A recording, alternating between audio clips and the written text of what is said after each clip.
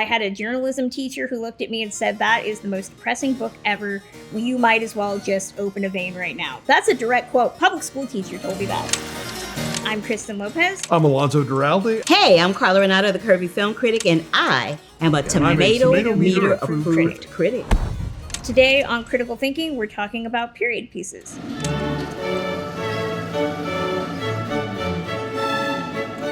Emerald Fennel's take on Emily Bronte's classic Wuthering Heights is about to hit theaters. It's going to get fancy, it's going to get frilly, it's going to get extra. So let's take a look at some great period pieces. Period films can mean anything from Elizabethan to Gothic to 70s, 60s, anything that defines a very specific period of time. It's basically a film that is made in a historical period that has already occurred, that is not the period in which the film is being made. But then you have the other definition, which is technically costume dramas, which is what I define them as, which is any movie that is a period piece where you're getting opulent costumes, opulent sets, big hair, royal intrigue usually. That's, I think, what most people think of when they think of period dramas, but they really should just redefine them and call them costume dramas because that's what they are. The thing about it is, oftentimes when I particularly think of a period piece, I automatically think of those big Elizabethan costumes with the bustles and the hats and the long sleeves and the fabric up to the neck. And if I'm being honest,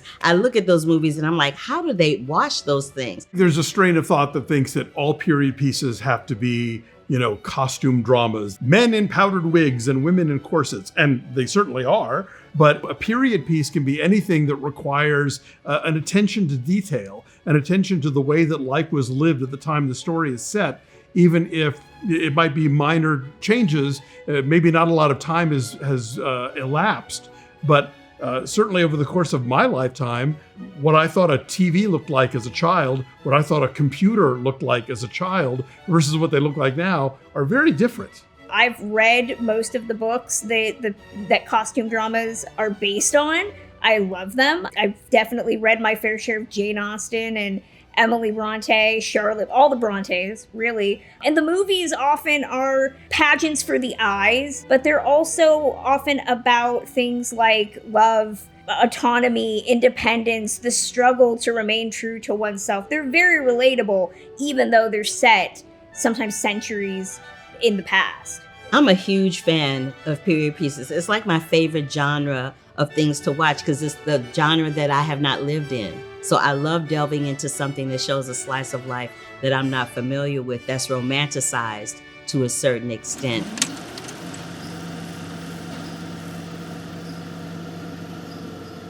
So my favorite all-time period piece ever is this film called The Age of Innocence. It's directed by Martin Scorsese. And the reason why I love it so very much is it shows a very softer side of Martin Scorsese's filmmaking. This is the same dude who did Taxi Driver and Raging Bull, I'm just saying. And now he's doing a period piece. I was there for all of it.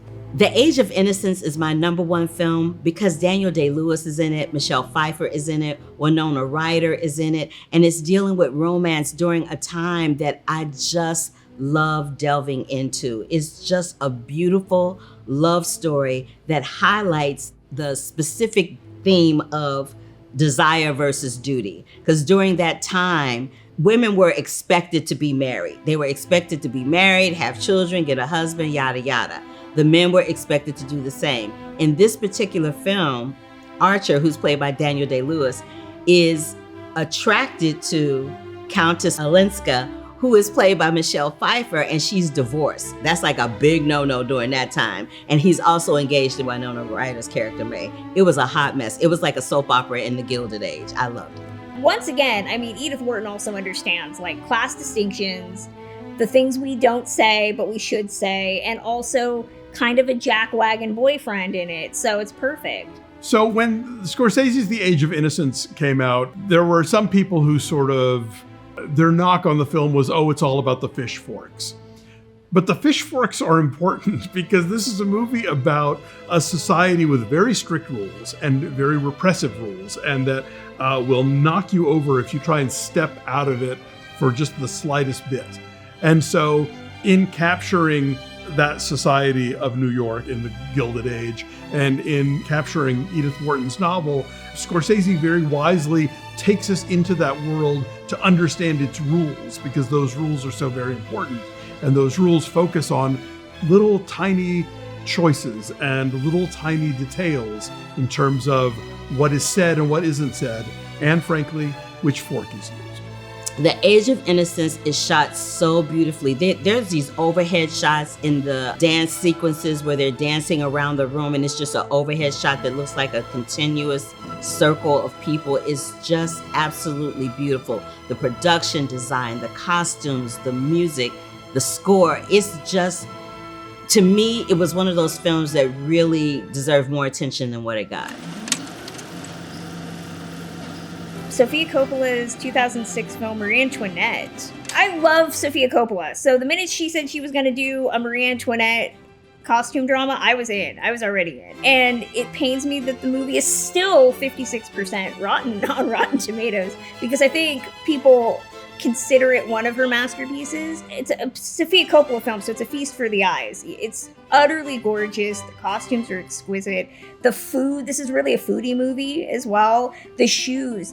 I mean, who else was going to adapt the life of one of the most opulent, extravagant people in history? And at the same time, I think what Sofia Coppola does with it is illustrate something that was not talked about enough in 2006, which is that this was the story of a young girl who was kind of used as a pawn in this big political intrigue and was dealing with things far above herself. It's a wonderful story about finding who you are and being a young girl on the verge, all of the Sofia Coppola things. Melina Cannonero's costumes are some of the most amazing pieces of art that you will see. I mean, a lot of them were based on real Marie Antoinette costumes, and they're works of art. And I think that's what a great costume drama does. It makes you look at the craft behind the filmmaking. It's great. It's far more than people talking about how it didn't have French accents at the time. So Marie Antoinette is an example of a filmmaker intentionally throwing in anachronisms. The real Marie Antoinette did not, to our knowledge, own a pair of Chuck Taylors. But, I think that that's an insightful way to tell the story. Sofia Coppola is basically saying the modern equivalent of Marie Antoinette would have worn this, would have listened to this, would have behaved in this way. And that's a way for contemporary audiences to understand this woman who existed in the late 18th century. So while certainly great liberties are being taken with the historical facts, the spirit of the character and the spirit of the way that she operated in the world is fully captured. I see why creatives play around with it. You watch the 1940 version of Pride and Prejudice.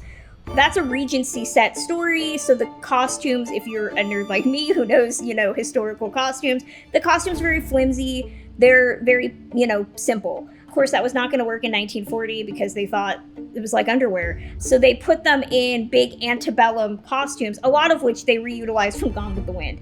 The average person's not going to notice that. But when they do watch movies that maybe have more period-specific detailing, they're going to be like, where are the hoop skirts? Where are the big frilly crinolines and stuff? They didn't have, that's not how it works. When filmmakers take licenses with period pieces, it's usually in terms of the music, it's usually in like a slight turn of the costuming or the production design.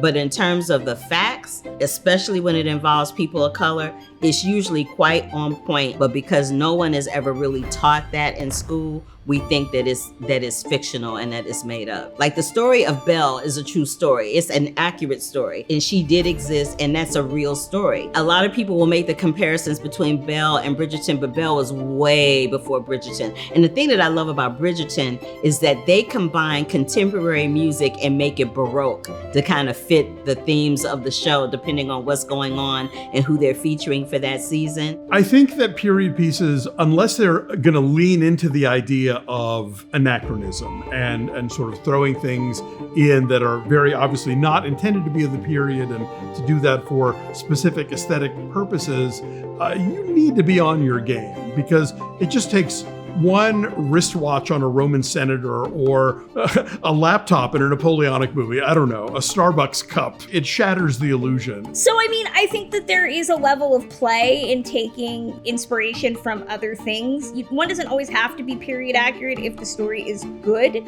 I do like to know the intent, though, behind the change and why exactly you're making it. Then why does it matter at all? Why not just have them come out in spacesuits? I don't know. Monty Python and the Holy Grail is the Monty Python troupe's attempt to tell the story of the Arthurian legend. I love that.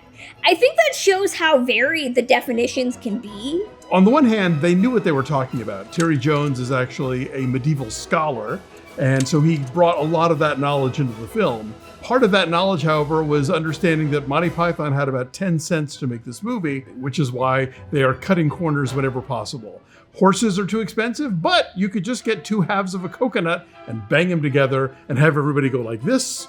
And, you get the idea. It's hard to pick one scene. I think so much of this movie has become so iconic and quotable. We are the knights who say, Nick, I'm not dead. Yeah, he says he's not dead. Yes, he is. I'm not. He isn't. Well, he will be soon. He's very ill. Just a flesh wound. The scenes involving the killer rabbit. But, if you prefer John Cleese as the French soldier at the top of the balustrade or the castle with a grail-shaped beacon, you're not wrong. Also, at one point, we realize that the film is set in the medieval era, but it's obviously being shot in the modern era because periodically an upset historian's wife and an increasing number of policemen keep showing up on the set after the principal characters have already been there. So is this a period piece? Is this a movie about 1970s filmmakers trying to make a medieval movie on the cheap? The film kind of jumps back and forth and lets you draw your own conclusion. I mean, it is a period piece, but I don't know how many people would put that on the list of genres for the things when they think of that. They'd probably think of like comedy. In looking at period pieces, what I thought was fun about Holy Grail is that it is maybe sort of a postmodern period piece in that it is attempting to capture the flavor of the medieval era, but understanding its limitations and making those limitations apparent and obvious to the audience, and then cutting away to the contemporary observers of the making of the film, which is a way to sort of excuse anything they got wrong or couldn't afford to do right in the period sections. It's a period piece that demands a conversation about what a period piece even is. That is nothing. My brother would watch that. If my brother was here, he could tell you all about that. That is so not my jam. I can talk about Wuthering Heights. I can follow you like a dog to the end of the world. Fall in love.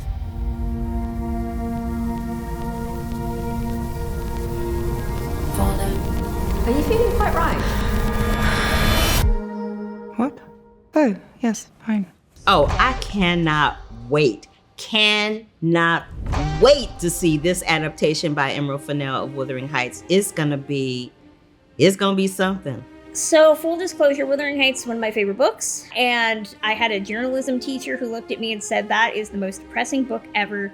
You might as well just open a vein right now. That's a direct quote. Public school teacher told me that. I've watched a lot of Wuthering Heights adaptations, and they all offer something a little bit different. Wuthering Heights has had 14 different adaptations all over the place, but my favorite one is the 1939 version with Sir Laurence Olivier and Merle Oberon, because it's a classic. The 39 is the OG. Of course, I've seen the William Wyler version from the 1930s, which is gloriously romantic in a way that may or may not be true to the book. It's all sorts of broody and supernatural and gothic. It ushered in all these other attempts to adapt classic literature, and it's definitely the more romantic, melodramatic story that I think a lot of other directors have kind of tried to emulate. It's in black and white, and the love story is so yummy and so delicious, and it deals with that whole caste thing, like the poor versus the rich kind of thing. And it's also dealing with obsessive love,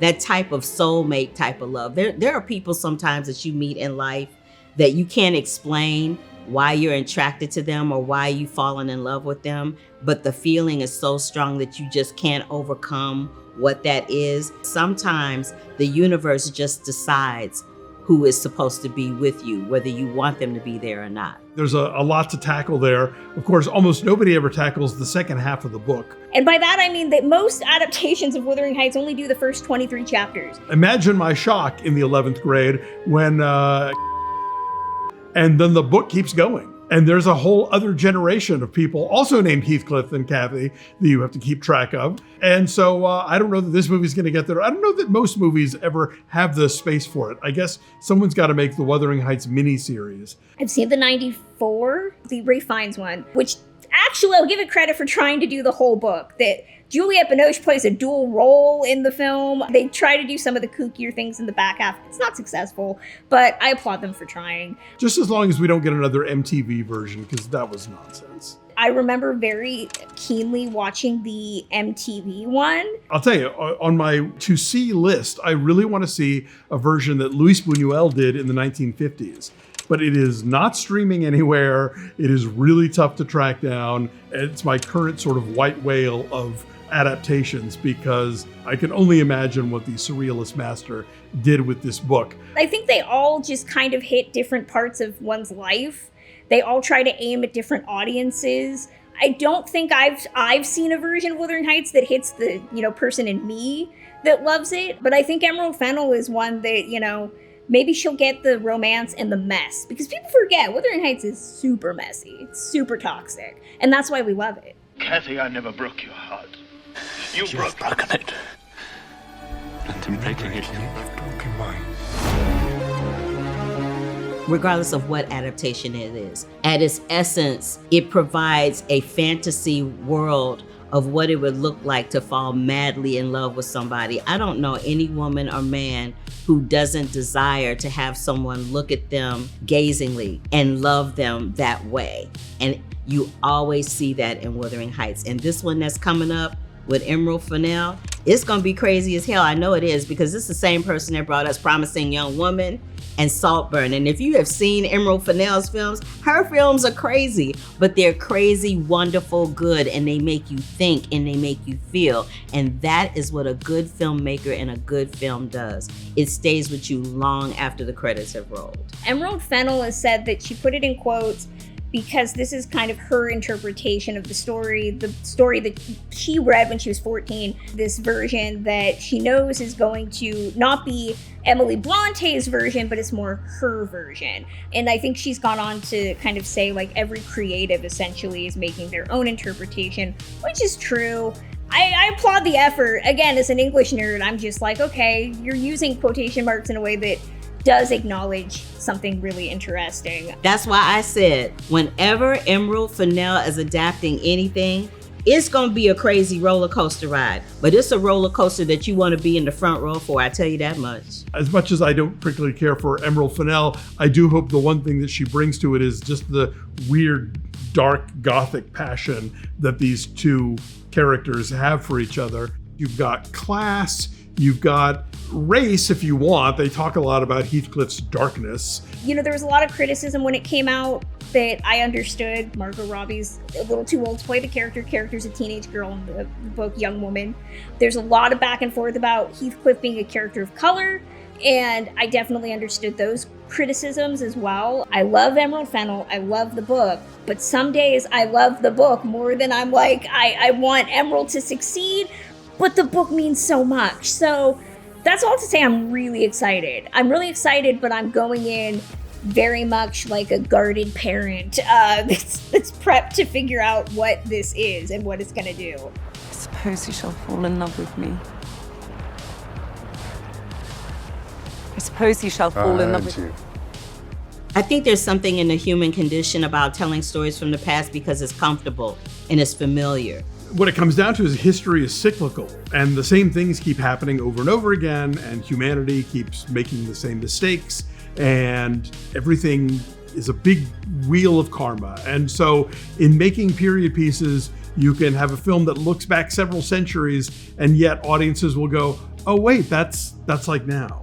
That's why Emerald Fennel's version of Wuthering Heights is going to be really interesting to watch, because she's stepping out of what is familiar to audiences about that love story. I think it gives us an opportunity to deconstruct things with hindsight or on the other side of that, kind of fantasize about what many would consider a simpler time. I think filmmakers visit the past because they want to put their own version, their own spin, their own innate feelings about what they felt like that time was like, or how they felt like those characters may have interacted, or what that production design may have looked like from their point of view, what the music may have sounded like from their point of view. The thing about filmmaking is that it's all subjective.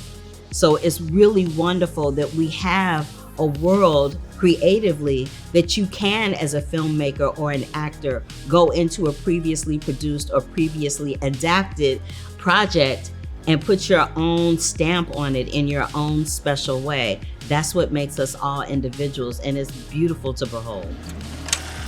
Now it's your turn. Let us know your favorite period pieces in the comments below.